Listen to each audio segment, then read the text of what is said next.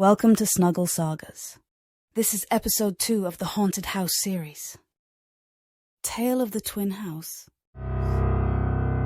In the quiet heart of the night, I found myself traversing a lonely path through the heart of a dense forest. The pale moonlight barely penetrated the thick canopy above, casting eerie shadows that seemed to dance in the corners of my vision.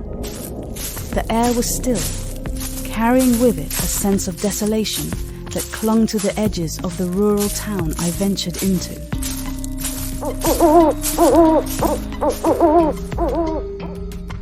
As the darkness deepened, I stumbled upon a ramshackle shop, the dim light from within casting a feeble glow onto the path ahead.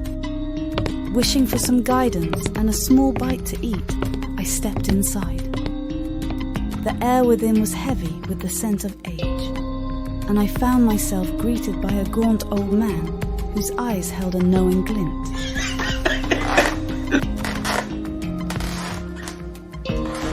In exchange for my questions and sustenance, the old man offered to provide me with a place to rest for the night. However, he made one condition. I was not to leave until the first rays of dawn graced the sky.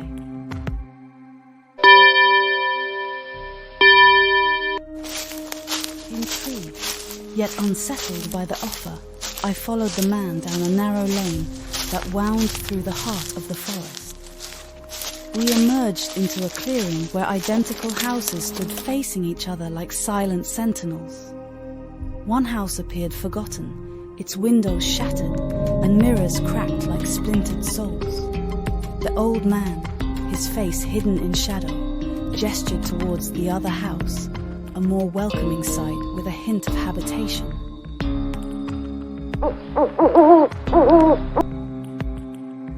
With a gesture, the old man indicated the house I was to stay in, but he himself did not enter.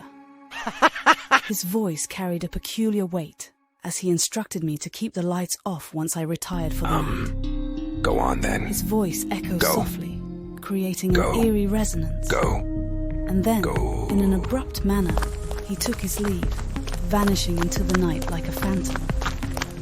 Reluctantly, I climbed the creaking stairs and settled into a bed that felt strangely inviting.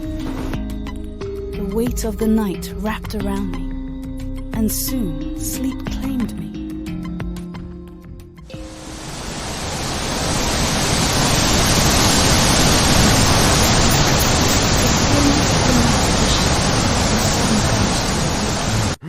Wake An insistent voice seemed to call my name, a whisper in the wind that tickled my ears. Half asleep, I fumbled for the light switch, and as the room bathed in an eerie glow, I realized with a jolt that the voice I heard did not belong to the realm of the living.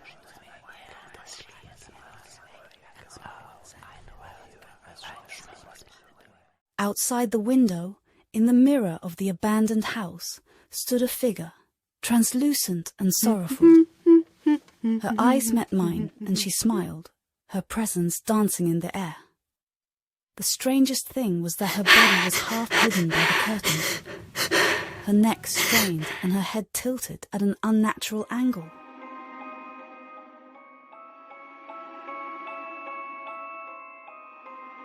I hesitated, my heart pounding, and suddenly a gust of wind swept through the room.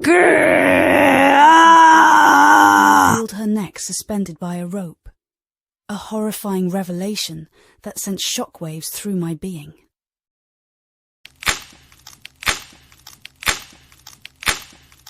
Horror gripped me as the truth dawned, and I felt a surge of terror that held me in its icy grip.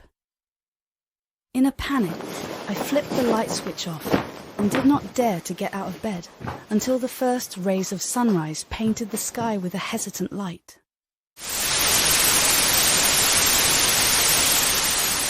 The house felt like a tomb, and the air itself seemed to hold a weight of sorrow and despair.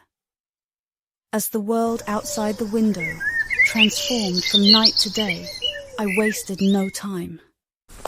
With a sense of urgency, I gathered my belongings and left that place as quickly as my feet could carry me. The memory of that night would forever remain etched in my mind. The haunting encounter, the whispered secrets of the house, and the ghostly figure that forever stood, trapped in the realm between life and death.